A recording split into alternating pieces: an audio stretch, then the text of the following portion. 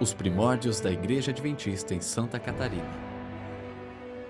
A chegada da verdade ao continente sul-americano foi marcada por inúmeras provas e desafios.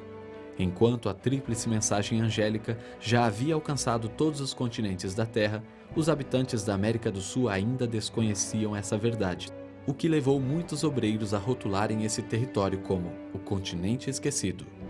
Sob forte influência do catolicismo, o Brasil não abriu suas portas para os protestantes até o início do ano de 1824, quando o imperador Dom Pedro promulgou a primeira Constituição brasileira, que possibilitou às comunidades de imigrantes europeus a realização de cultos domésticos. Dentro desse contexto, podemos situar os primórdios da Igreja Adventista do Sétimo Dia. A chegada do Adventismo ao Brasil pode ser dividida em duas categorias. Primeiramente, destaca-se o Adventismo de imigração, ou seja, imigrantes adventistas que vieram da Europa para o Novo Mundo em busca de melhores condições de vida. Em segundo lugar, observa-se o Adventismo de missão, que se caracteriza pelo trabalho intencional dos líderes da Igreja a fim de conquistar pessoas para o reino de Deus. Os primeiros indícios de guardadores do sábado entre os imigrantes ocorreram na cidade de Joinville. Por volta de 1878, o irmão Kinder, de nacionalidade alemã, observava o sábado conforme o mandamento bíblico.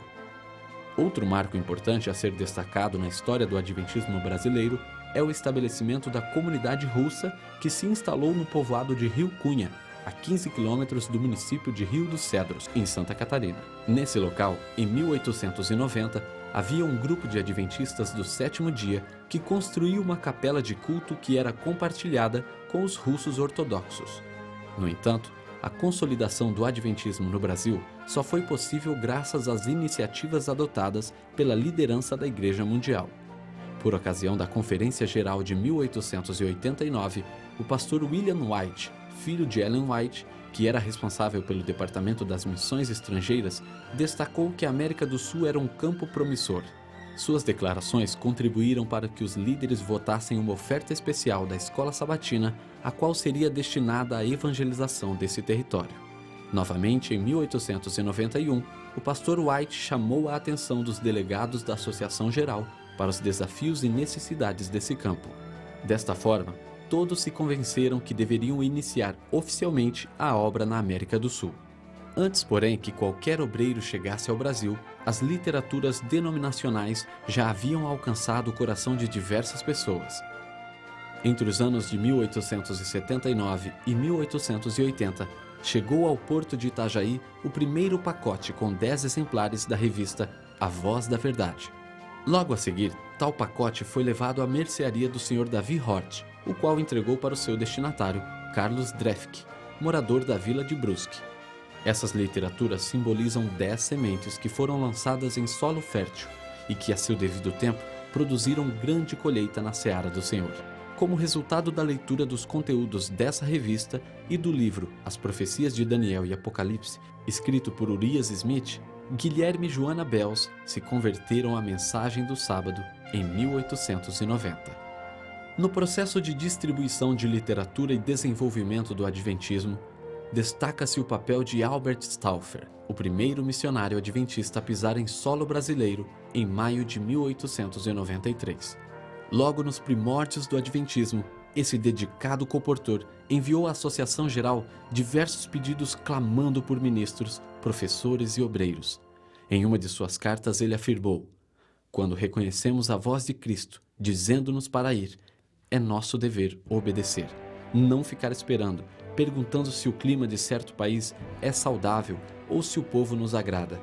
Não estamos em posição de temer climas desagradáveis ou doenças contagiosas, pois se o Senhor chama, devemos confiar todas essas coisas em suas mãos. Se desejamos ser seus representantes, devemos pôr de lado todo preconceito. Que privilégio é ser o conduto do Evangelho eterno para esses lugares em trevas." Em 1894, a Associação Geral enviou ao Brasil William Thurston, que se tornou o gerente do primeiro entreposto de livros e revistas, conhecido na época como Sociedade de Tratados. Neste mesmo ano, chegou aos continentes sul-americano o pastor Huldreich Graf, o qual seria responsável pela organização da missão brasileira. Após 2 anos de intensos trabalhos na distribuição de literatura e evangelismo pessoal por parte dos comportores, muitos brasileiros se converteram à mensagem do Adventismo, estando assim preparados para o batismo. Em fevereiro de 1895, o pastor Frank Westphal, que trabalhava na Argentina, foi chamado para oficiar os primeiros batismos e organizar a primeira igreja adventista em solo brasileiro. Os registros da história revelam que em abril de 1895, Guilherme Stein Jr. desceu as águas do rio Piracicaba, em São Paulo, tornando-se assim o primeiro adventista a ser batizado no Brasil. Logo a seguir, o pastor Westphal rumou para as cidades de Rio Claro, Curitiba, Joinville e finalmente chegou ao distrito de Gaspar Alto, onde realizou 2 batismos. O primeiro no sábado à tarde do dia 8 de junho de 1895, onde foram batizadas 2 pessoas, e o segundo 3 dias mais tarde, totalizando 25 pessoas batizadas. Dentre elas, destaca-se o casal Joana e Guilherme Bells.